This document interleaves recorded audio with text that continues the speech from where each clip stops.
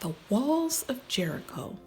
When Moses was very old, he told the people of Israel, "Soon you will be coming into the place of milk and honey, which is the promised land, and you will have to fight for it, but do not be afraid. Remember to love our God with all your mind and all your heart and all your strength.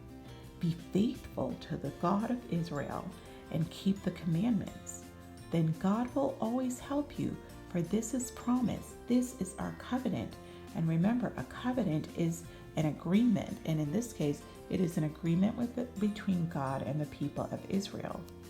When Moses died, he was buried in a secret place known only to God. So God is the one who actually buried Moses. And then the day came when Joshua led the Israelites across the river Jordan for their first great battle at the city of Jericho. So before Moses died, he anointed, because God told him to, he anointed Joshua to become the new leader of the Israelites. And so Joshua was really strong and he had a really good heart. He loved the Lord and he was a military man. And so they were going in to attain the promised land, which is the land of Canaan. So they get to a city called Jericho, and there's a great wall. So round and round the high walls of the city marched the fighting men of Israel, once each day for 6 days in a row.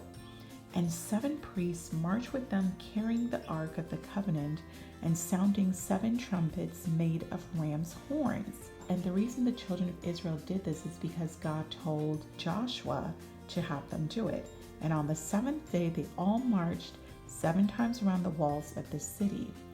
Then the priests blew loud and long upon their trumpets, and all the Israelites gave a mighty shout. And then the walls of Jericho came tumbling down. So whenever God gives you an instruction, no matter how weird it may seem, He has a reason for doing it, and things will work out for your good. Okay, so around the wall of Jericho, around the wall. Anyway, so thank you, boys and girls, for joining me today, and I will see you next time. Bye-bye. Welcome back, boys and girls, to Reading the Bible with Mrs. B. So when the children of Israel crossed through the Red Sea, they arrived at a mountain.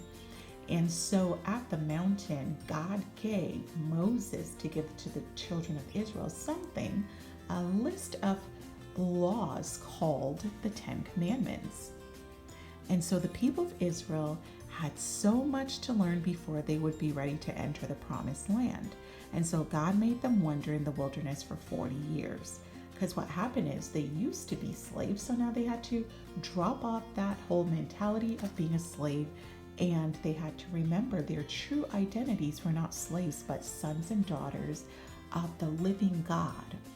And so God made them wander in the wilderness for 40 years so they can unlearn what they learned and learn their new, or not even their new, their correct identities.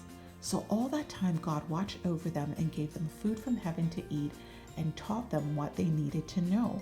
And that food, again, is supernatural food. It's called manna, and that fell from heaven onto the ground every day for them to eat. At last they came to a holy place called Mount Sinai, where they saw a cloud upon the mountaintop and a fire within the cloud. God loves fire. Everyone was frightened, but Moses was very brave because he was a leader, and he climbed the mountain all alone until he was face to face with God. And not only was Moses not frightened because he's a leader, but because he loved God. When you love God, you learn to understand more about him.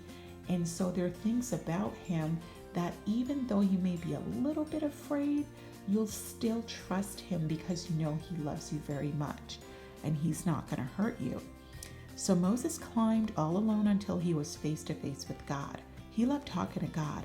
And from the heart of the fire, God spoke to him, saying, "Remember, only I am God, so there's only one true God. Do not make or worship any idols. Keep my name holy. Rest on and pray on the Sabbath. Respect your parents, that's very important. Do not murder. In marriage, be faithful. Do not steal. Do not lie. And do not be greedy or envious. Don't be jealous. Okay, so that's actually part of the 10 Commandments. Moses carved these 10 Commandments in stone so that no one would ever forget them. And the people made an ark so that they would carry the stones with them wherever they went. And so here is the mountain behind Moses and the tablets that the 10 Commandments were written on. Very cool.